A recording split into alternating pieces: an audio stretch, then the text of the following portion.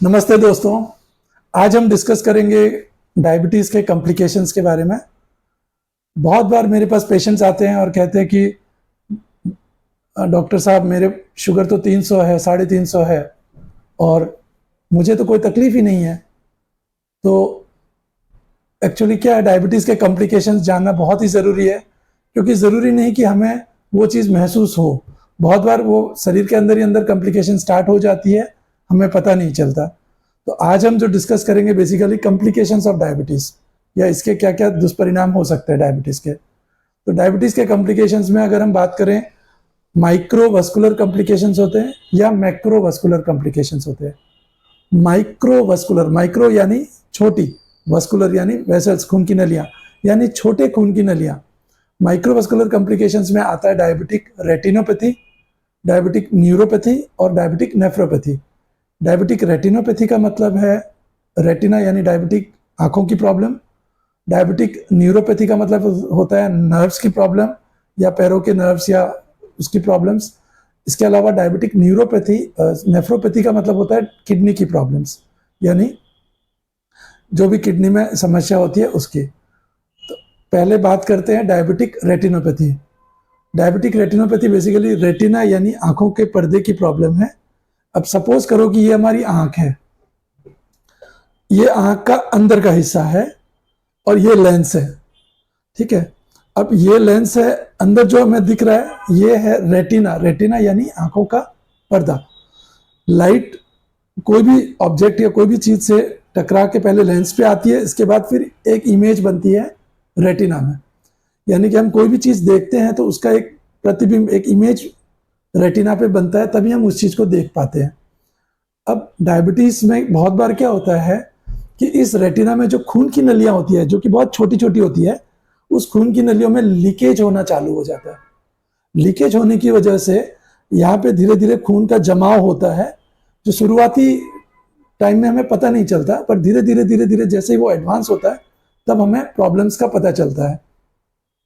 तो diabetic retinopathy में basically ऐसा समझना है कि स्टार्टिंग जब लीकेज होता है तो कोई सिम्टम्स नहीं होता, लेकिन जैसे जैसे बढ़ता है तो कभी कभी ऐसा दिख सकता है जैसा कि काले काले धब्बे दिख रहे हों, या फिर, और रेटिना अगर डिटैच हो गया, डिटैच होने का मतलब रेटिना बिल्कुल अपने, वो परत पूरी अलग हो गई अगर, तो बहुत बार रेटिनल डिटैचमेंट में इवन अंधापन भी आ सकता है।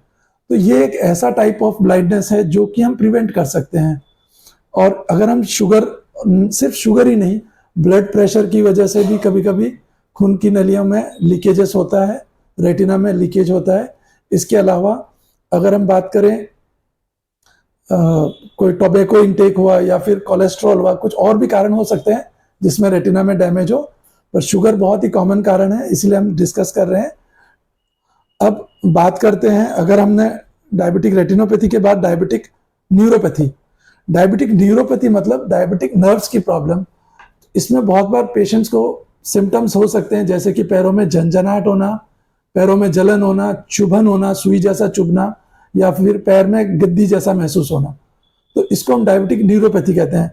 जरूरी नहीं कि डायबिटिक सिम्टम्स हो ही, बहुत बार डायबिटीज के न्यूरोपैथी के सिम्टम्स बिल्कुल नहीं होते हैं और बिना उसके ही न्यूरोपैथी स्टार्ट हो जाती है। तो इसके लिए बेसिकली एक टेस्ट होता है बायोथिसियोमेट्री टेस्ट। इसके अलावा नर्व कंडक्शन स्टडीज टेस्ट भी होता है, जिससे हम ये जानकारी ले सकते हैं कि डायबिटीज डायबिटिक न्यूरोपैथी है या नहीं है। इसके अलावा अगर सिम्टम्स हैं या लक्षण है तो हम कह सकते हैं कि डायबिटिक न्यूरोपैथी स्टार्ट हो गया है।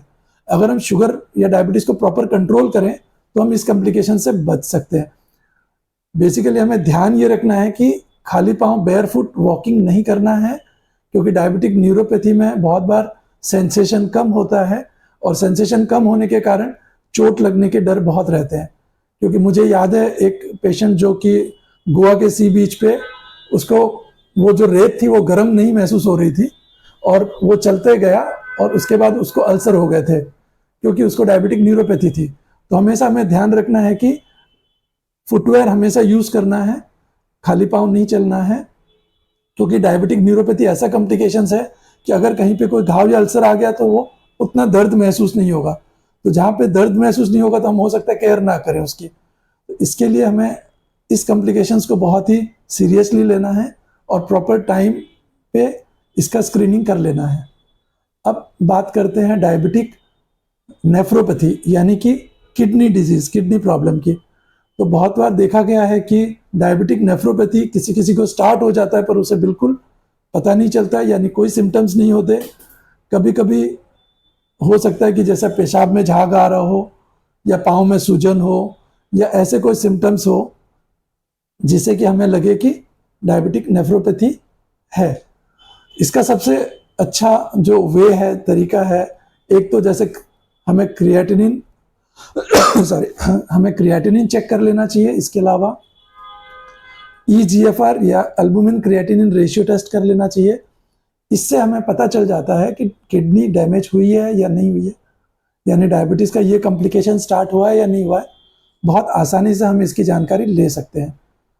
तो बेसिकली हमने अभी माइक्रोवास्कुलर कॉम्प्लिकेशंस देखा जिसमें कि डायबिटिक रेटिनोपैथी है, डायबिटिक न्यूरोपैथी और डायबिटिक नेफ्रोपैथी है। ये 3 कॉम्प्लिकेशंस हैं। और अगर हम बात करें अब डायबिटिक माइक्रोवास्कुलर के बाद मैक्रोवास्कुलर यानी कि बड़े जो लार्ज ब्लड वेसल्स है, जो बड़ी खून की नलियां हैं, उसकी बात करें तो ये किसी भी ऑर्गन को डैमेज कर सकता है, जैसे कि ब्रेन, हार्ट या फिर ऑर्गन, कोई भी ऑर्गन, लीवर एटसेट्रा। तो अगर हम ब्रेन की बात करें तो जैसे कि हमने देखा कि डायबिटीज में खून बहुत थिक हो जाता है, गाढ़ा हो जाता है।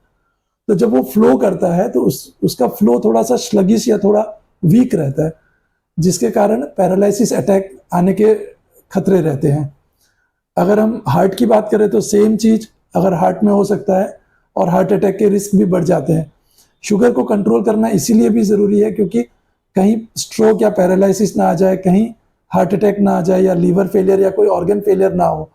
तो बेसिकली जो कोई भी खून की नलियां जहाँ पे भी हमारे शरीर में, वहाँ पे वो डैमेज कर सकता है डायबिटीज़ अगर हाई रहा तो अगर मैं संक्षिप्त में बात करूँ तो डायबिटीज़ के जो कॉम्प्लिकेशंस है वो बॉडी में कहीं पे भी हो सकते हैं।